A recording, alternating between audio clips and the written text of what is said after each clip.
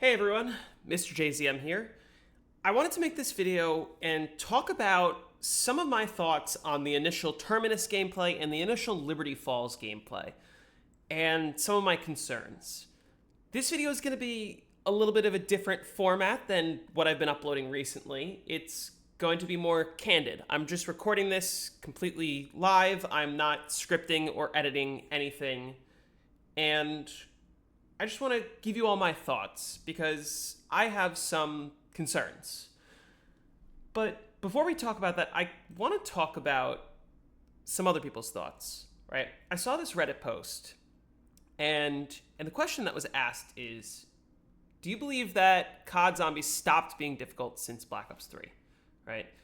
He goes on to say that, certain mechanics that have been added over time have made the game easier. Much, much easier. Like, Black Ops 3 added Gobblegums, which changed the game quite a bit. Black Ops 4 introduced the health cap. Black Ops Cold War introduced score streaks. And all of these are kind of culminating into Black Ops 6, which is looking like it's going to be the easiest game that we've ever seen. And I think that's kind of a bad thing. On the one hand, making the game easier allows for more people to be able to get high rounds, but on the other hand, it kind of kills the high round community, right? Not a lot of people talk about this because a lot of people focused on the story and on the Easter eggs, and especially with Liberty Falls, on the aesthetic of the map. But Zombies, at its core, is about the high rounds. It's always been about who can get to the highest round and how can we do it, right?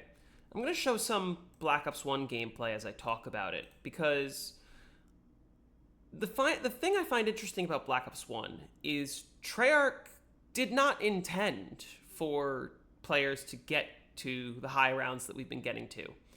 All they did was they added the weapons and the mechanics and said, okay, the zombies' health gets infinitely higher, have fun.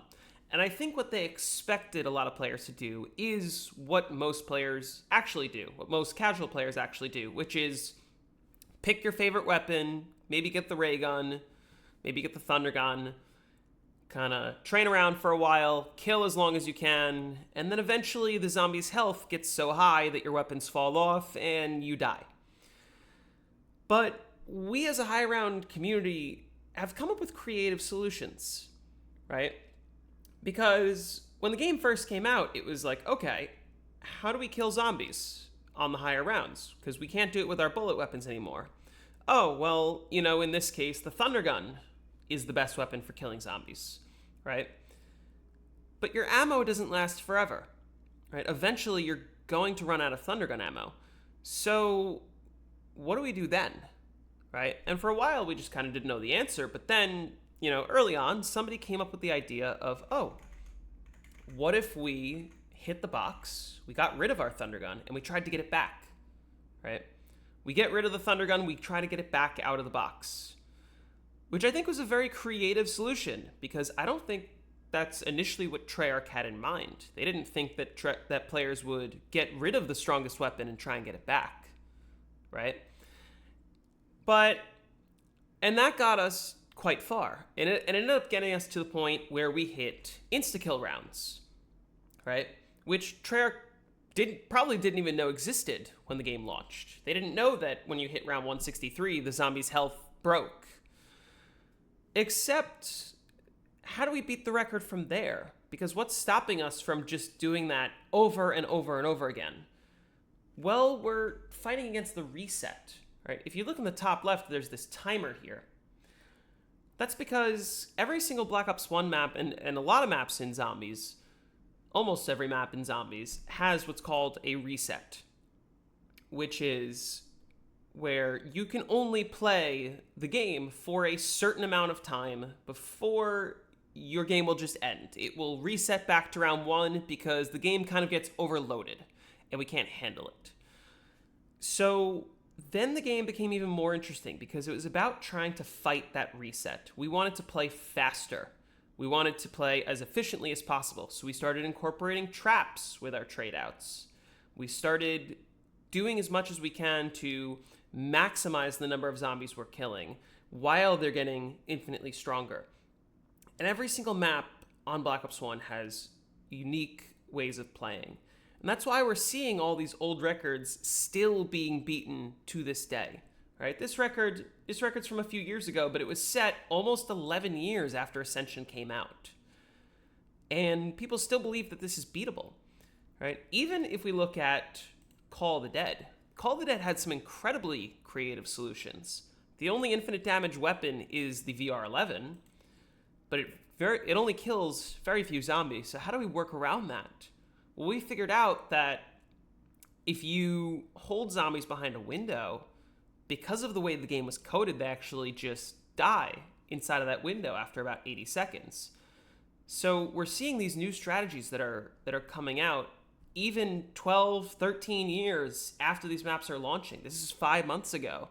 We're getting a brand new world record. For the first time, we saw around 100 on solo. And I think that because the game wasn't designed for high rounds, it wasn't designed to go this far, and because we've been exploiting the mechanics and exploiting the funny code of the game, it has made us be much more creative in how we get these records. And I really like that this community has thrived over the fact that we've been trying to push some of these old records for the longest time, right? But then we get to Black Ops 3, and a couple things changed. First, they introduced AATs, which made it so that you can kill zombies pretty much on any round, right? You never have to worry about running out of ammo, because you can always just buy ammo from a wall weapon, refill your dead wire. And then the strategy does kind of become doing the same thing over and over again. But Black Ops 3 also introduced gobblegums, right? Now, I've already made a video talking about overpowered gobblegums. I made this video talking about round robin and power vacuum, which kind of make the game pay to win, right? Any casual player who wants to get a higher round, all they have to do is purchase gobblegums or earn them, but more realistically, purchase them or mod them or glitch them, which is how I got mine. Yes, I'll be honest. And then you can just kind of get to whatever round you want. And the gameplay just becomes significantly easier because you could just do this. And this works on any map. But like I said, even if you're not using gobblegums, your AATs will just carry you through the rounds. And the game has become much easier, undoubtedly. But still, there was quite a bit of challenge. At least until Black Ops 4. Black Ops 4 introduced a new mechanic which I think altered zombies in a much worse way, which is the zombies no longer get exponentially harder. Their health caps at round 35. And that's when you can see pretty much any weapon at all being effective throughout the entire game. I'm going to skip to the end of this, Ragnarok's. Right? This is footage from my world record on Tagged or Toten. And you can see I'm just using a shotgun and easily killing all the zombies, no problem. Right? The shotgun can do this entirely by itself without or with any AAT you want. Doesn't really matter which one you're using. And we also see the same thing happen with the Helian Salvo, which is why a lot of the Black Ops 4 strategies have boiled down to the Helian Salvo completely taking over, right? A lot of people are upset about this because it makes high rounds much, much easier. And you also have to deal with overpowered elixirs, which are pretty much just as overpowered as the overpowered gobblegums. Maybe not quite, but very close. This is classic elixirs, but when I play all elixirs games, it's a lot of spamming elixirs. But at the very least, it's still competitive because now there isn't a round cap. So it's about trying to play as efficiently as possible, as quickly as possible, but also really it does boil down to who can survive the longest. Until we get to Cold War. And Cold War did two more things that really upset me and really worried me. This is some footage from one of the players who's been to round 935 on D Machine. Now, I say one of the players because the thing about Cold War, much like Black Ops 3, is it has a round cap, meaning you cannot go past round 935 at all. If you complete round 935, the round just restarts. It stays on round 935, and it will prompt you to exfil every single round. It'll just keep telling you to exfil. That's the cap. And that was a really bad thing, because now none of those world records can ever be beaten. They can only be tied. The same thing was also true for Black Ops 3, but at the very least, the one thing that Black Ops 3 did right was that some maps were more difficult than others. There is still one map left that does not have a 255, right? And some of them did take a while for us to figure out. Not all of them, but some of them. But this is the strategy on Cold War. You'll see that all he's doing is using the RCXT and sitting there, right? And this explosion that happens, you don't have to hit a button for that to happen. That just happens automatically. So while the RCXT is out, you can simply put your controller down for 20 seconds, right? And that's what the entire strategy is. You use an RCXT, you let it run out, you buy another one, you use it, you repeat. And for these 20 seconds, you can literally put your controller down. And this is concerning because now high rounds have kind of become this thing where you can completely turn your brain off. And this works on every single map on Cold War, this exact same thing. Because every single map has the R60, every single map has the crafting table, you can do this on all 4 maps. So now the variety in strategies between maps is almost non-existent, right? The only reason there really is variety is because we like playing fast. But if you don't care about playing fast and you just want a 935, which is the world record, there you go. Now you have it. This is your strategy. But how does that play into Black Ops 6? I want to go back and talk about Black Ops 2 for a second, and let's talk about the jet gun. When we look at the jet gun in Black Ops 2, the jet gun was very unique as a wonder weapon for a couple of reasons. It is the only weapon in zombies history that both does infinite damage and has infinite ammo, right? It never runs out of ammo. It also never stops doing damage. And that's when you get into strategies like this, where basically the entire game you're killing using the jet gun. Except the jet gun has a few crucial drawbacks, which are when you hold the jet gun out, you're running incredibly slowly. Also, you have to deal with the cooldown, right? You'll notice that he's kind of knifing and then shooting for a second and then knifing again. This is an exploit that the high round community found a long time ago, where when you're knifing, you can charge up the jet gun without it contributing towards the fuel, towards the braking of the jet gun, right? You run too slow with the jet gun, which is why you see him jumping around a lot, which is why you see him switching weapons a lot. You also have to mitigate the cooldown because if you break the jet gun, the parts go flying everywhere. You have to bring them all back to the town, and it's really a hassle to put it back together. And it's not an easy weapon to use. So even though on paper, infinite ammo, infinite damage sounds like it would be really good, in practice, not so much. Because there's a lot of game mechanics that are fighting against you as you're using the jet gun. Except then when we get to Black Ops 6, things change, right? Especially with Liberty Falls. Liberty Falls, the jet gun is returning, right? Let me find some jet gun gameplay. Here. Maybe a little before. I'm going to show some jet gun gameplay, and you'll notice a couple things. First of all, you'll notice as he's running, he is running a lot faster with the jet gun, right? Second thing you'll notice, compared to this footage, where you see when he has the jet gun out, he is still getting hit by the zombies quite a bit, right? He has to be very careful with how he uses the jet gun, because if he holds down the trigger, he will die. He will get hit by the zombies and he'll die, right? If he stands there for longer than a second. You see they're hitting him a lot. But now, one, he's running faster. Two, when the jet gun sucks in, you don't die. It makes the zombies in front of you tumble, and you can kind of just suck in everything. And there's no worry with the cooldown. If you overheat the jet gun, it doesn't explode into a million parts. It just goes back to normal. The other thing to keep in mind, with this jet gun, the cooldown took 1 minute and 40 seconds. With this jet gun, it takes a couple of seconds.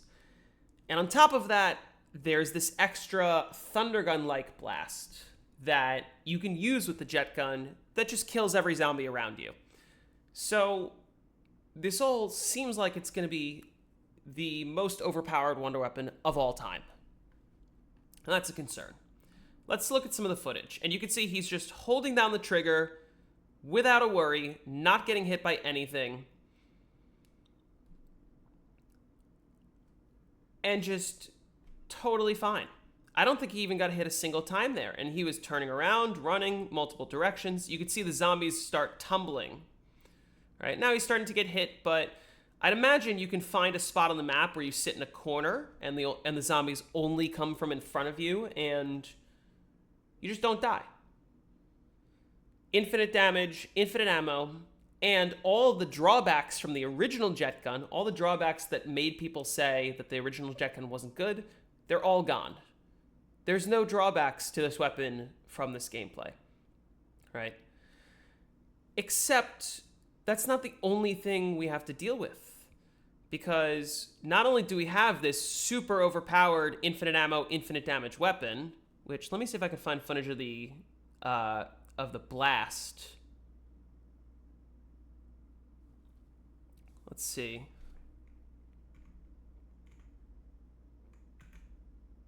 We'll get to this in a second, because I'm going to talk about this. I want to find the... Let's see if he uses it. Point is, the jet gun has this thunder gun-like ability where you could just blast every single zombie around you and you don't have to worry.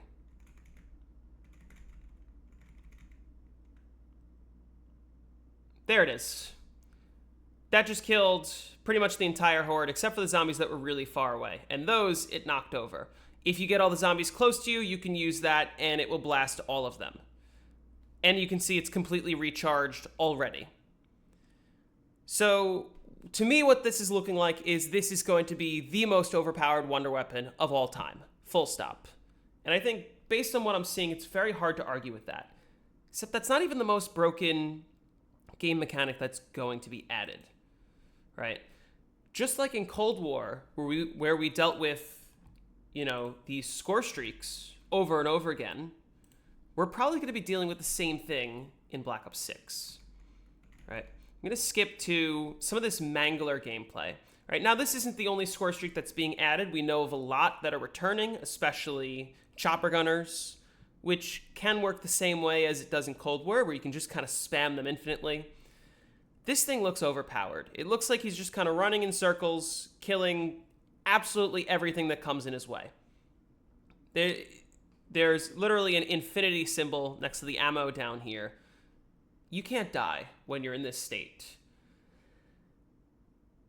And I don't see how the high round strategy can't revolve around just doing this. Right? It seems like you're probably going to get back enough points in salvage to be able to do this forever. Except that's not even the most overpowered part. The most overpowered part is right here. This is on the ground. Here's a Mangler cannon. Here's a cruise missile. Right? Up here is another score streak. I'm not sure which one this is.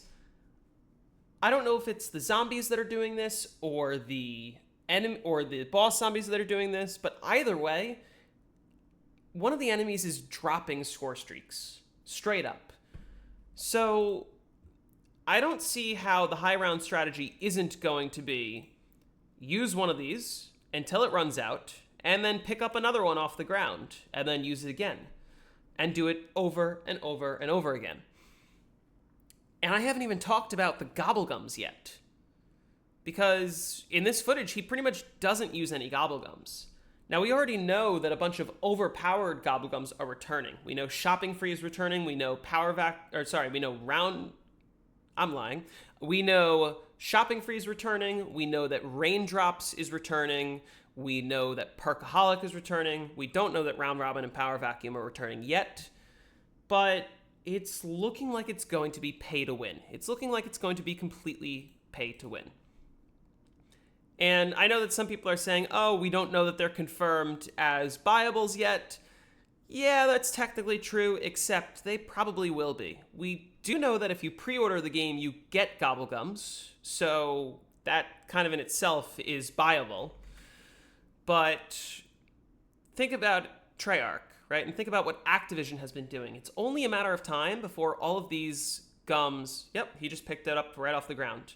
It's only a matter of time before all these overpowered gums start getting added into the game.